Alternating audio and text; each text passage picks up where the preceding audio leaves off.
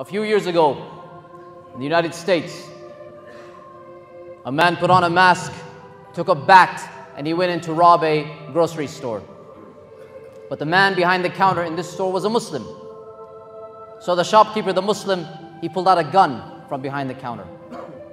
And now this man who had the bat, the robber, he knew he was in trouble because now he has brought a bat to a gunfight. So the Muslim came around the counter, pointed the gun. And the robber, the man, he put his bat down and he started begging, saying, "Please don't hurt me. I don't want to hurt you. I only came to take your money because I have no job and my family is starving. And I came to get some money to buy some food for my family. Please don't hurt me. Don't shoot me." So the Muslim shopkeeper, he said to him, "If you promise never to do anything like this again, I will help you." So the man said, "I promise, I will never do this again." The shopkeeper went to the cash register. He took out $40. He gave the man the money. Then he went and he got some bread and some other food and he gave the man the food. And he said, "Here, take it. You may go. I won't call the police." So the man, he was so moved by this kindness, by this forgiveness. He said, "I want to be like you. Tell me what I need to do. I would like to also become a Muslim." The man said, "Repeat after me. Ashhadu an la ilaha illallah, ashhadu anna Muhammadan Rasulullah." The man repeated these words. And then he left. But 1 year later, he wrote a letter to this man saying, "I want to thank you for what you did that day. You gave me back my life. You gave me back my dignity. And I want to tell you that 1 year later, I'm still a Muslim. And I say Alhamdulillah for that day that I came and I met you." This is not a fairy tale. You can see the video yourself. The CCTV camera from the shop, all of it is on YouTube. You can see for yourself. Some would say that man should have killed that robber. The Muslim should have killed that robber. And then everyone would know, if you try to rob a Muslim, this is what will happen to you. But this man, he didn't do that. He followed the teachings of Allah subhanahu wa ta'ala. Idfa' billati hiya ahsan. Repel evil with that which is better. And look at the result.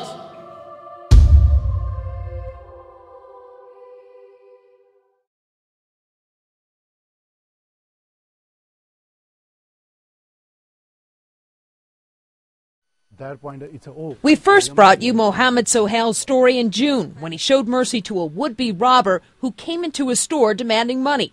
The ordeal all captured by surveillance cameras. Sohail grabbed a rifle and said the man began crying, saying he needed to feed his family. Sohail gave him $40, a loaf of bread, and made him promise never to rob again.